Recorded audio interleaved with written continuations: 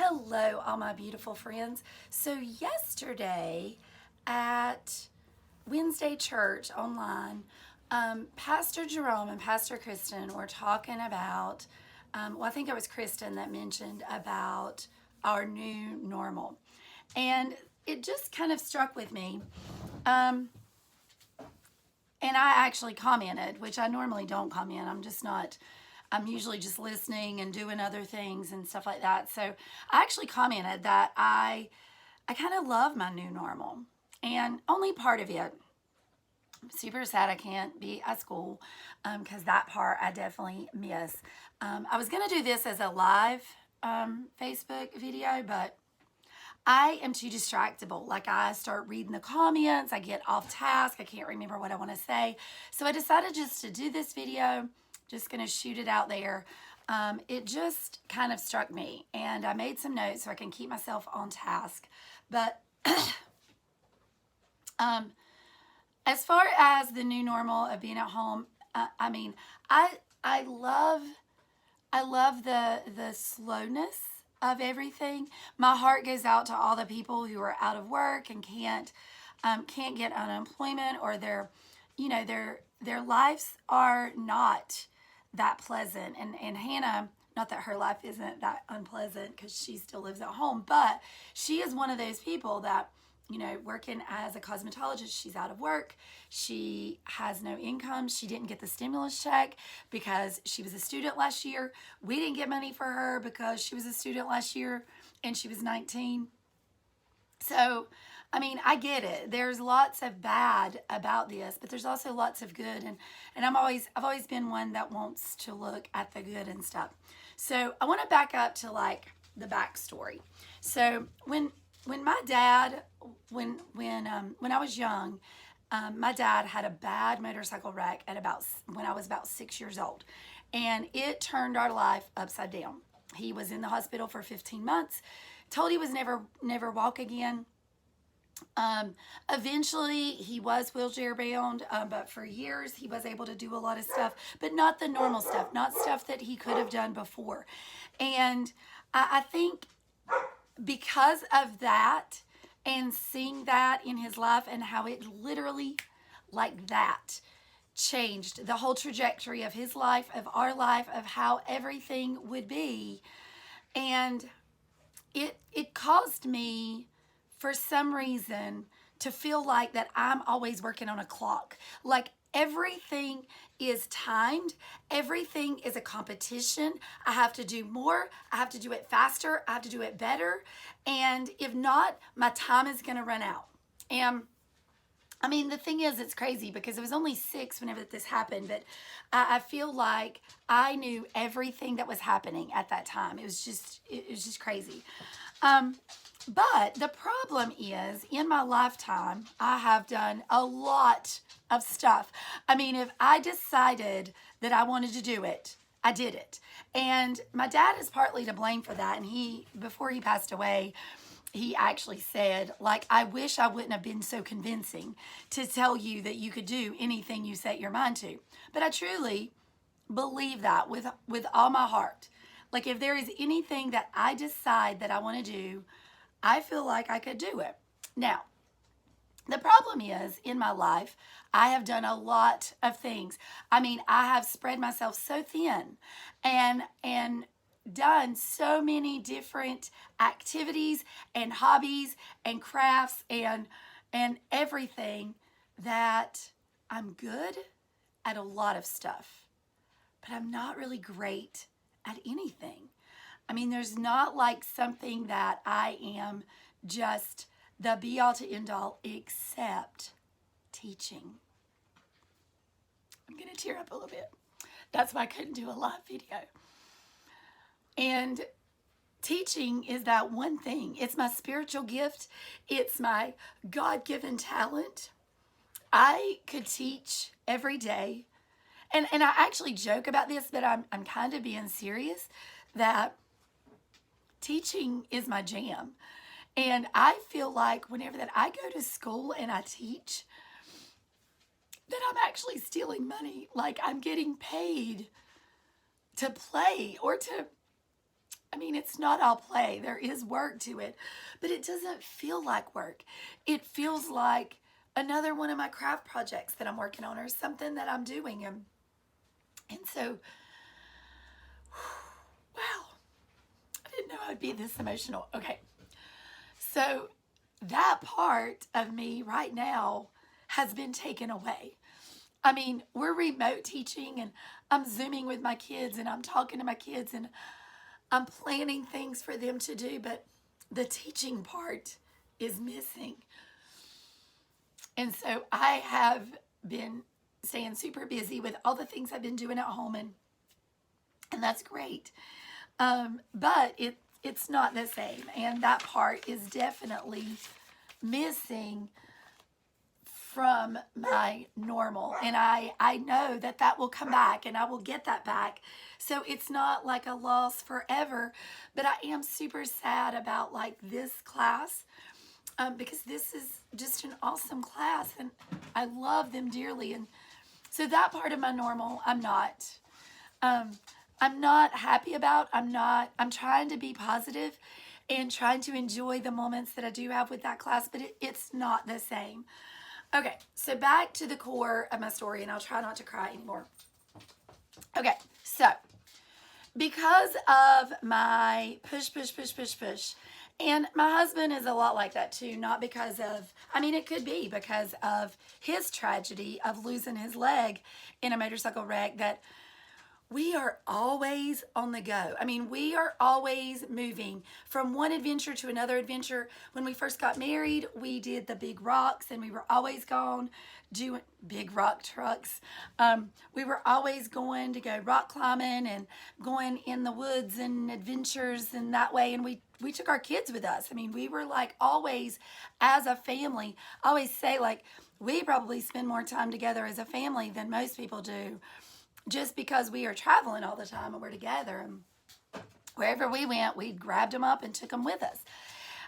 But we were always like running 100 miles an hour to get to the next adventure. I mean, we race dirt bikes, and so we're always gone to race dirt bikes. And when we're not racing dirt bikes, then we're riding dirt bikes or we're riding our dual sports. So we're always like going and going and going. And even during the week, at one point, I mean, I was teaching full time. I was teaching at the college. I was coaching at the gym and then going to the gym every single day. So I was literally never home. And so this has really turned my life on a tailspin, but I've kind of embraced it. At first I didn't enjoy it because I was like, I am going crazy. And then I just kind of prayed about it a lot, because I knew that I needed to stay home. I have lupus. I can't be out in the crowds all the time. Although I have went out, probably more than I should, because I just go stir crazy. But so anyway, I think it's a lot of like, I didn't want to be like my dad and not have lived my life to the fullest. So I feel like I'm always doing things more and more and more. Now, mind you, I've been home, and anybody who's my friend on Facebook has probably seen I'm still doing a million projects because I have to stay busy. I mean, I'm so ADHD, and God gifted me with that. I don't think it's a curse. I think it's a gift from Him.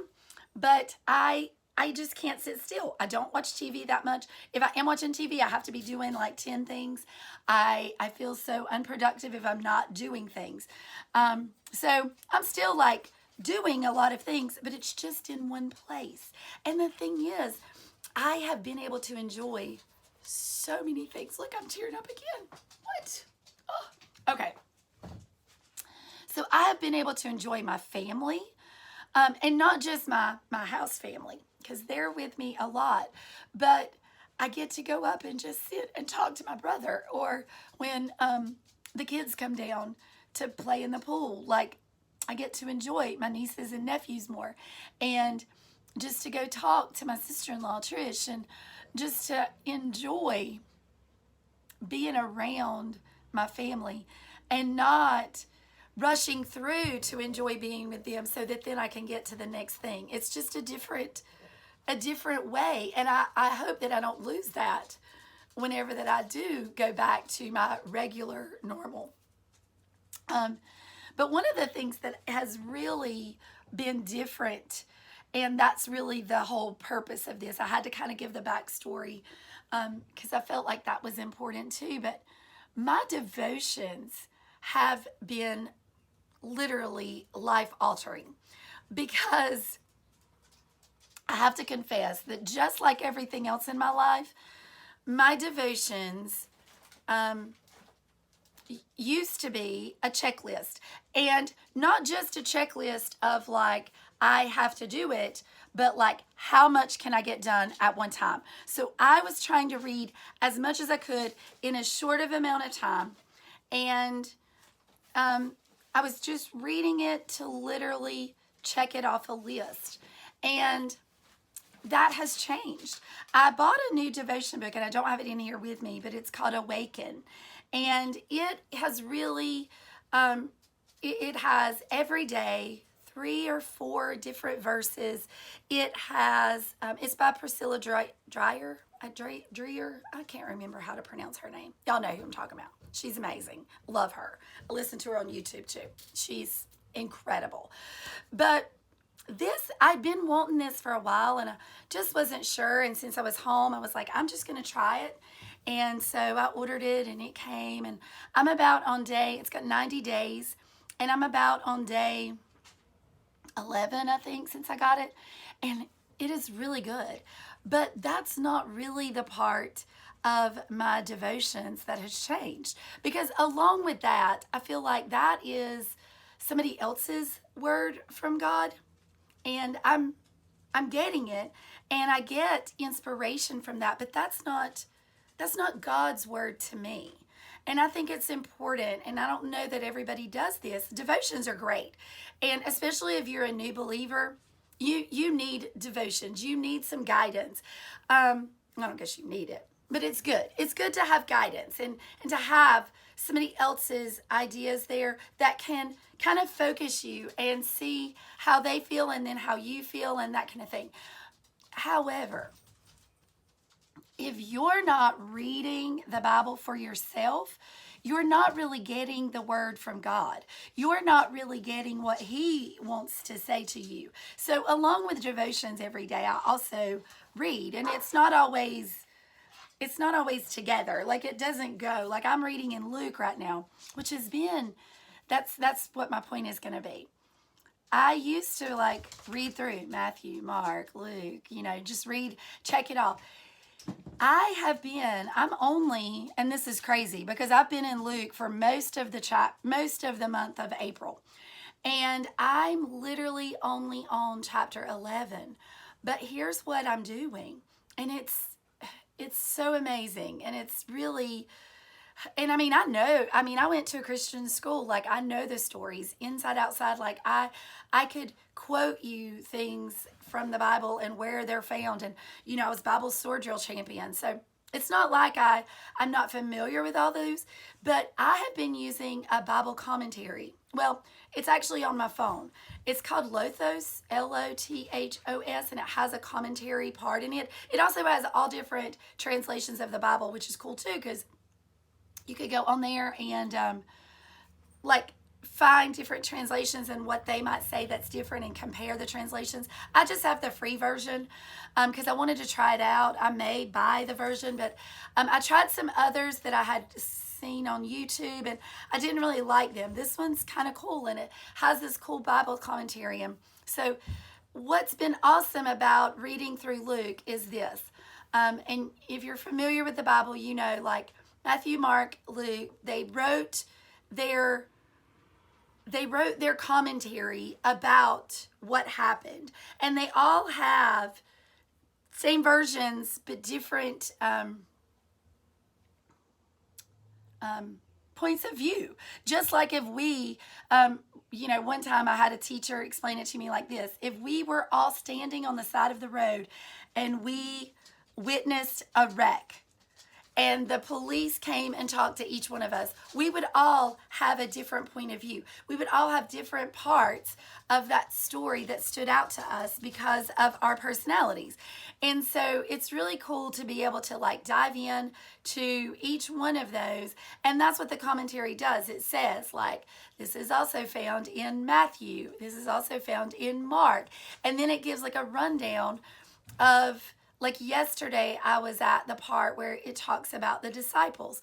Well, they're not named in every part, and they're only named in Matthew, and Matthew actually gives himself a descriptor of the debtor, and nobody else gave him that name, but he actually claimed that because that was his. So it's really just, I don't know, it's just been eye-opening to look at, to dive deeper into what the word is saying to me. And not that I'm like taking the apostles' names and disciples' names and doing anything with it, but like I'm a nerd like that. I like to know things.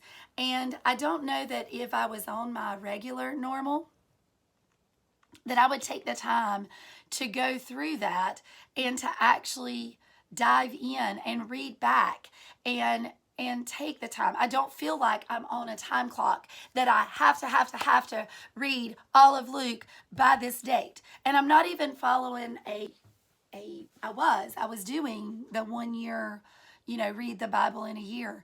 And then I stopped that because I felt like in my mind I was just checking off a box. And so now I'm just reading. I mean, some days the commentary isn't very much. There's not a lot to it. But then other days there's so much to it. I may only read one chapter, but then I go into Mark and read what Mark says, and then go into Matthew and read what Matthew says, and then read the commentary. So even though I may only be reading one chapter, I'm really diving deep into what the word is saying. And it's really stood out to me because of my dyslexia and my ADHD, sometimes confession time, I don't always remember what I read. So if I'm reading through chapters of the Bible and I don't even remember what I read, that is not good. It doesn't matter that I'm ticking off a checklist or that I'm reading this much every day. It's not accomplishing anything. So that is all that I wanted to say to you. If you, like me, find yourself out of your element in your new normal, try to find something in your new normal that you'll be able to hold on to in your regular normal once we get back to some semblance of regular life. I love you all. Stay safe. Be happy.